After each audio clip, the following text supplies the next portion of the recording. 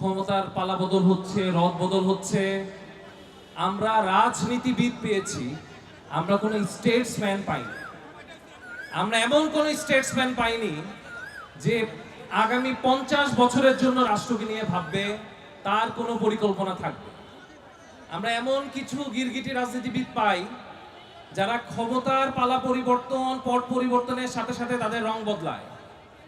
5 আগস্টের পরে তাদের আহাজারি থাকে, তাদের কৃতজ্ঞতা বোধ থাকে, আর ক্ষমতার আসনে আসীন হওয়ার পর বেঈমানির, মুনাফেকের সর্বোচ্চ সীমায় পৌঁছে যায়। বাংলাদেশের মানুষ এই 5 আগস্টের পরে আসলে আশা করেছিল কিছু গতানুগতিক রাজনীতিবিদদের পরিবর্তে কিছু স্টেটসম্যান পাবে। বাংলাদেশের এই মানুষের আশা আকাঙ্ক্ষার মধ্যে ঘুরে বলে দিয়েছেন আপনাদের লাস্ট সংসদ অধিবেশনে আমাদের সরকারীয় দল।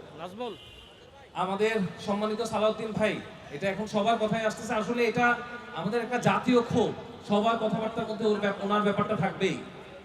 এই যে আপনি বিবেক বর্জিত ভাবে জুলাই গণ অভ্যুত্থানের এই আবেগকে ছোট করে দেখেছেন, আপনি যে একটা থিওরিটিক রাষ্ট্র তৈরি করতে চান, আপনি যে বাংলাদেশকে একটা ভ্যাটিকান সিটি করতে চান, আপনি সেখানে আমাদের সংবিধানকে একটা আসমানি কিতাবের মর্যাদা দিতে যাচ্ছেন, আপনি কিন্তু ভুলে যাবেন না এই সংবিধান কোচলে কোচলে আপনাদের উপর তীব্র তীব্র অত্যাচার নিপীড়ন চালানো হয়েছে।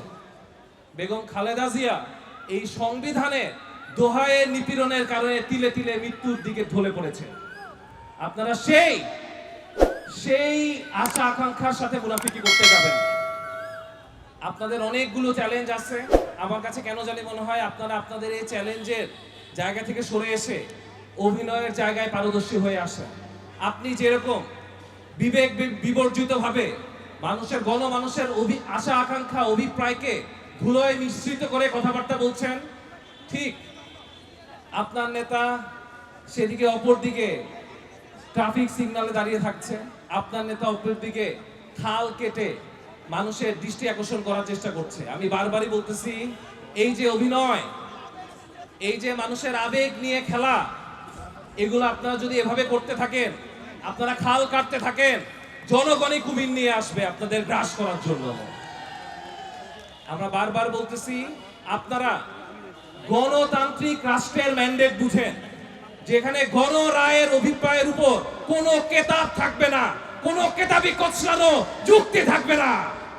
আপনারা যেদিনই এই কেতাবি কচলানো যুক্তিগুলোকে জনগণের গণ রায়ের উপরে আসীন করার চেষ্টা করবেন, তাহলে জাস্ট 1.5 বছর আগে ইতিহাস, সিনারিও, পরিণতি আপনারা অবশ্যই বিবেচনা করবেন।